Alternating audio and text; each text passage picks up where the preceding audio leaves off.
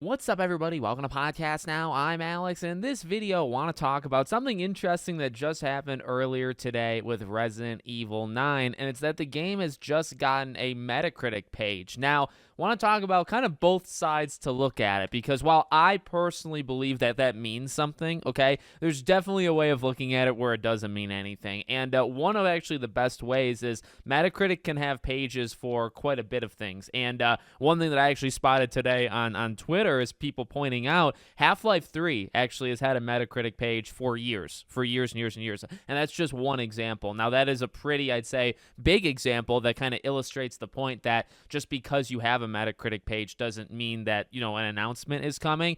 But they're also kind of so separate from each other. Like, you're getting a Resident Evil 9, a Half-Life 3 is maybe just, just wishful thinking. But the positive way of looking, maybe that's the more negative way. It's a realistic way, potentially. But a more positive way of looking at it is this has happened before. And I believe it was with Resident Evil 4's Gold Edition. That was shown on Metacritic, I believe, 2 months before the announcement of that game. Now, again, that's something that you kind of predict is going to happen potentially, right? And then just a few months later, it actually does happen. The 2 months thing, because I think that was December, and then maybe it was announced in February. The 2 months thing is interesting because 2 months from right now, actually 2 months from yesterday, is the Game Awards. I believe December 12th, somewhere around that range. And that is really where I think this could appear. Now, I don't know, like, Capcom is so in on Monster Hunter, and I believe Monster Hunter's been at, like, every freaking Jeff Keighley show for the last, like, year and a half. And honestly, with that game coming out at the end of February, I feel like it almost, I don't think it needs to be at the Game Awards,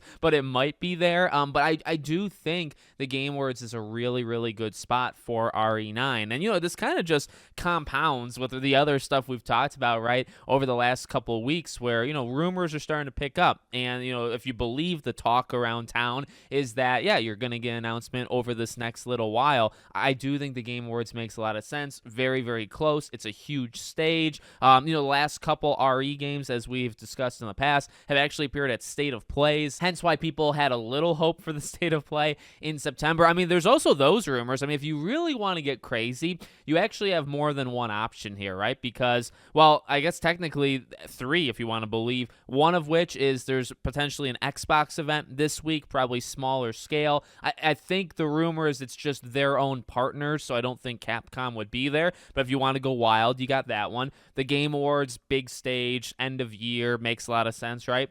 And then PlayStation, if you've watched some of my past videos, we've talked about there's quite a few, probably like 3 or 4 different people talking about, are we getting a PlayStation showcase in December? Maybe a little bit like a PlayStation experience back in the day. If they have a PlayStation showcase, that's not just their own games, that's games of all different kinds, right? That's maybe where you would get a Hogwarts Legacy Director's or Definitive Edition, I believe it's now called, or a game like Resident Evil 9. So you got a couple opportunities or events, or whatever you want to call it. You got a couple to play around with, but it's looking possible. Obviously we're going to get the game. I think we're going to get the announcement within the next maybe like half year or so. And I never really wanted to expect it in 2025, but it really might happen. If it does, it's probably like end of the year because you think Monster Hunter maybe opens it for them and then this game closes it. You also have Pragmata, which I'm extremely excited for, and I want that game out. And that game was supposed to come out years ago, and I don't know what's going on with that one.